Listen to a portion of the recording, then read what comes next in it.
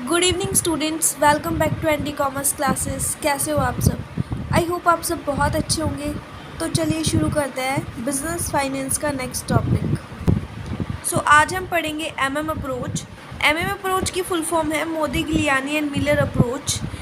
इसका other name है residual theory of dividend, यानी हम मोदिग्लियानी एंड मिलर अप्रोच को रेजिडुअल थ्योरी ऑफ डिविडेंड भी बोल देते हैं। और क्योंकि आप सब जानते हो कि ये जो है एमएम अप्रोच हमारी इररिलेवेंट अप्रोच है, तो इसमें जो भी डिविडेंड डिसीजंस लेंगे वो इररिलेवेंट होंगे, यानी कम इम्पॉर्टेंट होंगे, हम ऐसा बोल सकते हैं। फर्म की वैल्यू पे कोई इफेक्ट नहीं डालेंगे। इसका मतलब ये है कि जो भी हम डिविडेंड डिसीजन लेंगे ना, उन डिविडेंड डिसीजंस का एक फर्म की वैल्यू पर कोई भी इफेक्ट नहीं पड़ता।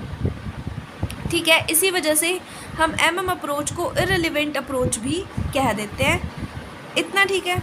अब यहाँ पे क्या होता है, एक फर्म होती है, ठीक है, मान लो ये आपकी फर्म है।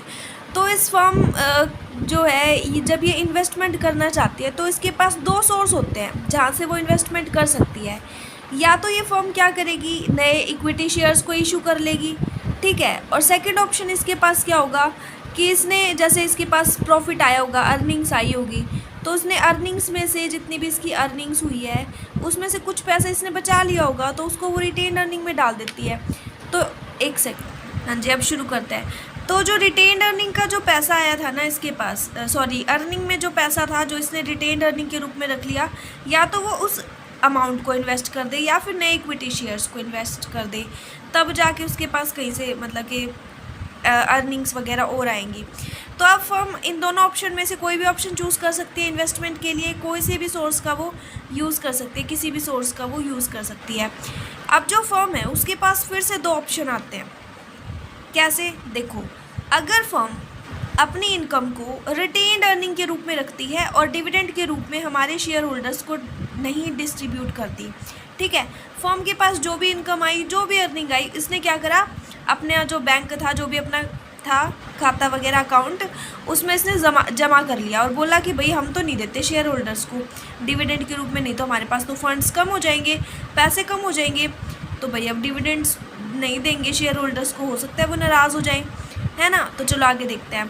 पर शेयर मार्केट वैल्यू इंक्रीज़ हो जाएगी इससे, अगर हम रिटेन्ड अर्निंग के रूप में रख लेंगे, क्योंकि अब ये जो शेयर होल्डर्स है इनको डिविडेंड के रूप में तो नहीं मिला, लेकिन इनको एक फ़ायदा तो हो गया ना, इन जो ये हमारे शेयर होल्डर्स हैं, इक्विटी शेयर होल्डर्स को स्पेशली, कि जब फर्म बंद होती है, फर्म का समापन जब होता है, तो एट द एंड उनका जो फंड है वो बढ़ जाएगा, है ना। मान लो उनको एट द एंड 1000 मिलने वाले थे, मान लो रुपीज़, ठीक है, और रिटेन अर्निंग के रूप में अगर अमाउंट रखी तो उनको 1000 की जगह मान लो 1200 उनको मिलेंगे, 1200 मिलेंगे। तो यहाँ पे उन्हीं का फ़ायदा है ना, एट द एंड उनको ज़्यादा मिल जाएगा, तो या तो वो डिविडेंड के रूप में ले लो या फिर एट द एंड ही ले लो, तो एट द एंड फ़ायदा हो जाएगा उनको। और रिटेन अर्निंग के रूप में अगर वो इनकम रखेगा तो इससे मार्केट वैल्यू भी इंक्रीज़ होगी, ये भी ज़रूरी है, ठीक है। अच्छा, नेक्स्ट, अच्छा, इसे ये शेयर होल्डर्स के लिए बेनिफिशियल है, ये मैं आपको बता चुकी हूँ। एक ऑप्शन तो हम देख चुके हैं, सेकेंड ऑप्शन और देखते हैं क्या है फर्म के पास। फर्म के पास सेकंड ऑप्शन है कि वो जो भी अपनी इनकम होगी ना, वो हमारे जो भी शेयर होल्डर्स है, फर्म के शेयर होल्डर्स, उनको डिविडेंड के रूप में डिस्ट्रीब्यूट कर दें। अब ये खुश तो हो गए कि भाई हमें डिविडेंड मिल गया, आज तो बल्ले बल्ले होगी, चलो भाई इतना तो ठीक है, लेकिन इससे ये तो सोचो ना कि फंड्स में कमी आ जाएगी और एट द एंड फिर कम मिलेंगे आपको जो शेयर्स मिलने थे, है ना। तो फर्म क्या करती है इसके लिए, ताकि फंड्स में कमी ना आए, वो ना ज़्यादा और इक्विटी शेयर्स इशू कर देती है। तो इससे पर शेयर जो मार्केट वैल्यू है वो तो डिक्रीज़ हो जाएगी, लेकिन जो इशूड शेयर की क्वांटिटी है वो इंक्रीज़ हो जाएगी। और इसका फ़ायदा ये होगा कि मार्केट वैल्यू जो है वो जितनी पहले थी उतनी बाद में रहेगी, यानी डिविडेंड के रूप में चाहे डिस्ट्रीब्यूट करो या फिर ना करो, मार्केट वैल्यू पर तो अफेक्ट ही नहीं पड़ा। जब हमने डिविडेंड को डिस्ट्रीब्यूट नहीं करा था तब भी मार्केट वैल्यू उतनी थी, और अब जब डिस्ट्रीब्यूट कर दिया तो फिर हमने शेयर्स को बढ़ा के वापस से मार्केट वैल्यू को हम उसी पोजीशन पे ले आए। तो यानी एमएम अप्रोच क्या कहती है कि डिविडेंड में अगर हम कोई भी डिसीजन लेते हैं डिस्ट्रीब्यूशन नॉन डिस्ट्रीब्यूशन का, तो उससे हमारी मार्केट वैल्यू पर कोई भी अफेक्ट नहीं पड़ता। इसलिए मैंने एग्जांपल दिया है, समझ आ गया होगा अब तक तो, ठीक है। कंक्लूज़न यही निकलता है कि डिविडेंड डिसीजंस का मार्केट वैल्यू पर कोई इफेक्ट नहीं पड़ता, नो इफेक्ट, ठीक है जी। चलो अब हम पढ़ लेते हैं अजम्पशंस। प्यारे प्यारे भाई और बहनों, तैयार हो जाओ अजम्पशंस पढ़ने के लिए। फर्स्ट अजम्पशन हमारी क्या है? Perfect capital market. तो आपने परफेक्ट कंपटीशन पढ़ा होगा।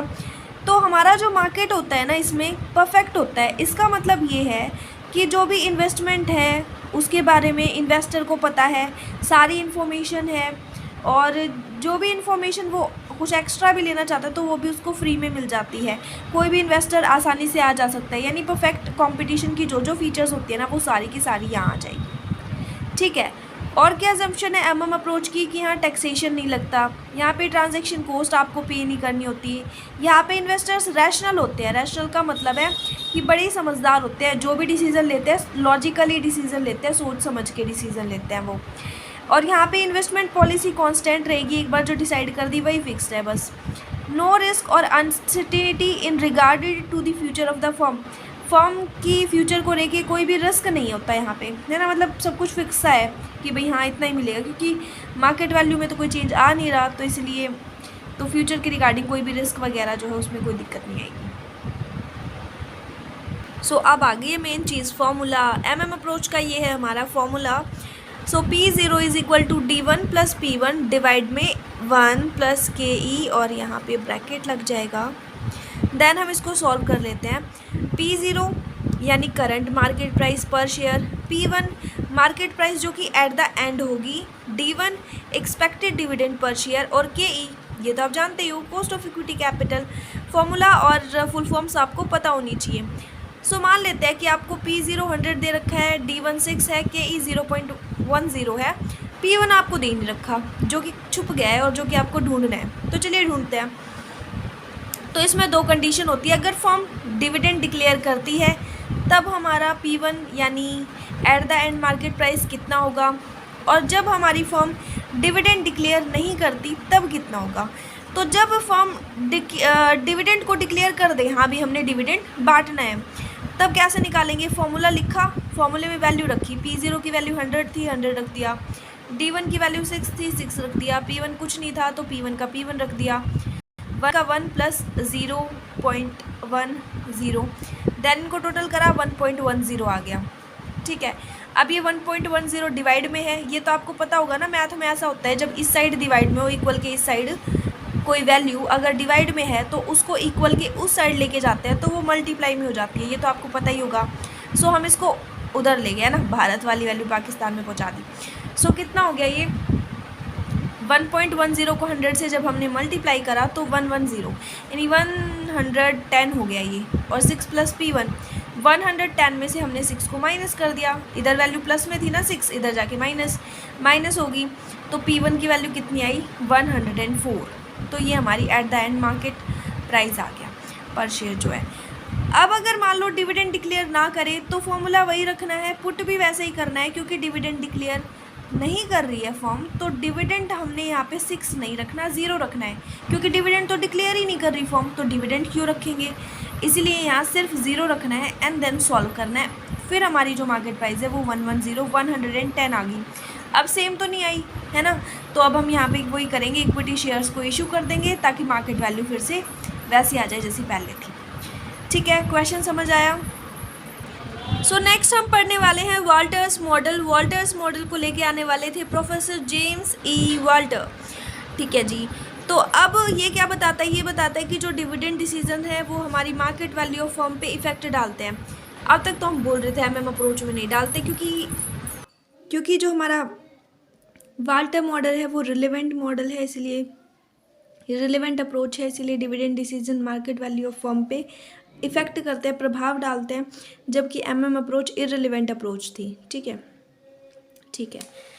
अच्छा, अब आगे ये देख लेते हैं कि internal rate of return cost of capital के बीच में रिलेशनशिप को शो करता है हमारा वाल्टर्स मॉडल।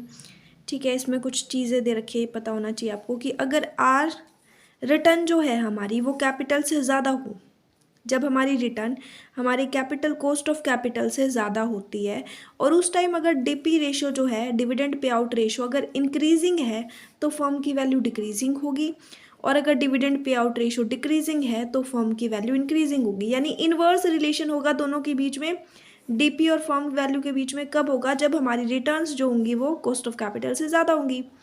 लेकिन अगर हमारी रिटर्न कॉस्ट ऑफ कैपिटल से कम हो तब डीपी और फर्म्स की वैल्यू के बीच में पॉजिटिव रिलेशन होगा। तो डिविडेंड पे आउट अगर इंक्रीजिंग होगी तो फर्म की वैल्यू भी इंक्रीजिंग होगी, और अगर डिविडेंड पे आउट डिक्रीजिंग होगी तो फर्म की वैल्यू भी डिक्रीजिंग होगी। और जब दोनों हमारी रिटर्न और कॉस्ट ऑफ कैपिटल इक्वल होंगी तो डिविडेंड पे आउट और फर्म की वैल्यू किसी पे भी कोई भी इफेक्ट नहीं पड़ेगा, नो चेंजेबल होगी।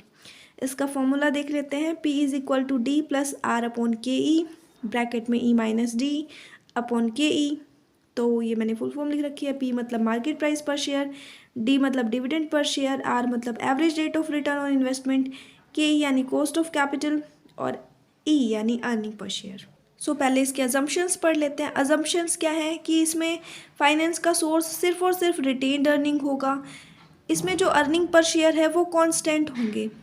इसमें इंटरनल रेट ऑफ रिटर्न और कॉस्ट ऑफ कैपिटल भी कांस्टेंट होंगी। इसमें फर्म की लाइफ इनफाइनाइट होगी, यानी चलती जाएगी, बहुत लंबी लाइफ होगी फर्म की लाइफ, ठीक है। और या तो कंप्लीट रिटेंशन होगा या कंप्लीट पे आउट होगा। तो रिटेंशन पे आउट के बारे में मैं आपको पहले बता चुकी हूँ, आपको पता होगा शायद, ठीक है। तो या तो रिटेंशन मतलब या तो फर्म जितना भी अर्निंग आएगी सारा का सारा रिटेन अर्निंग के रूप में रख लेगी, या फिर सारा का सारा पे आउट कर देगी। इसका मतलब ये है। तो वॉल्टर मॉडल में या तो कंप्लीट रिटेंशन होगा या कंप्लीट पे आउट होगा। अजम्पशंस तो आपको पढ़नी पड़ेंगी, याद करनी पड़ेंगी। अब मैंने एक फॉर्मूला वही आपको अभी पीछे लिखवाया था, तो उससे रिलेटेड क्वेश्चन है एक। मान लो आपकी अर्निंग पर शेयर है 4 और आर जो है उसकी वैल्यू आपकी 12%, जिसको हम 0.12 भी लिख सकते हैं। के ये आपका 8% है, जिसको हम 0.08 भी लिख सकते हैं। और डिविडेंड पे आउट होता है जितना आपका अर्निंग पर शेयर होता है मल्टीप्लाई पे आउट रेशो, तो वो आपका निकल जाएगा। पे आउट रेशो आपको दे रखी होगी, ठीक है। और अगर पे आउट रेशो ना दे रखी हो, मान लो यहाँ तो 40% दे रखी है, तो आपको रिटेंशन रेशो दे रखी होगी। जैसे मान लो रिटेंशन रेशो 60%, तो 100 में से 60% बचा, कितना बचा 40%, तो दैट इज़ योर पे आउट रेशो, डीपी रेशो जो आपकी है। तो पे आउट रेशो आपको गिवन होगी, नहीं होगी तो ये गिवन होगी, इससे आप निकाल सकते हो। तो पे आउट रेशो 40%, सो डी की वैल्यू निकालें 4 मल्टीप्लाई 40/100, सॉल्व करा तो आया 1.6। सारी वैल्यूज़ आ गई, अब इस फॉर्मूले में पुट करना है, ठीक है। सो फर्स्ट हमने क्या लिखा, क्या था हमारा डी लिख लिया, प्लस आर लिखा, अपॉन में के ई कॉस्ट ऑफ इक्विटी लिखा, फिर ब्रैकेट में ई माइनस डी लिखा, देन फिर हमने लास्ट में के ई लिखा। फिर हम सॉल्व करेंगे, सबसे पहले ब्रैकेट सॉल्व करेंगे। ब्रैकेट सॉल्व करा 2.4 आया, इन दोनों को डिवाइड कर लिया 1.5 आया, और बाकी सारा एज इट इज़ उतार लिया। फिर इन दोनों की मल्टीप्लाई करी 3.6 आया, 1.5 और 2.4 की मल्टीप्लाई करने के बाद 3.6 आ गया, then 1.6 as it is, 0.08 as it is. फिर इन दोनों को प्लस कर लिया, 5.2 आया, देन 0.08 से डिवाइड कर दिया। 65 रुपीज़ जो है मार्केट प्राइस पर शेयर आपका आ गया वॉल्टर मॉडल के हिसाब से। तो आई होप आपको समझ आ गया होगा, तो ठीक है। अगर आपको समझ आ गया हो तो वीडियो को लाइक कर दीजिएगा और शेयर ज़रूर कर दीजिएगा अपने क्लास के साथ, ताकि सभी जो भी भाई बहन है वो सभी देख सके, ठीक है। Thank you so much.